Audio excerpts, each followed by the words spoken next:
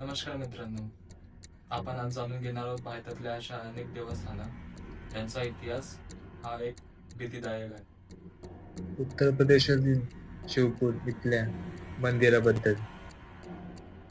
जे रात्रीच्या काळोख्यात एक भयानक वळण घेते. या मंदिरात नेहमी दिवसा पूजा अर्चना होते.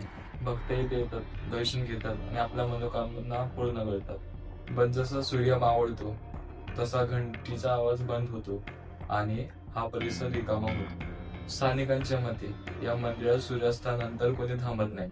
म्हणतात की या मंदिरात विचित्र आवाज येतात, साखर घंटाची झंकार, अचानक कोणाच्या पावलांची आवाज आणि विचित्र. आणि अजून एक रहस्य म्हणजे या मंदिराचे दिवे स्वतःहून पेटतात आणि स्वतःहून विजतात.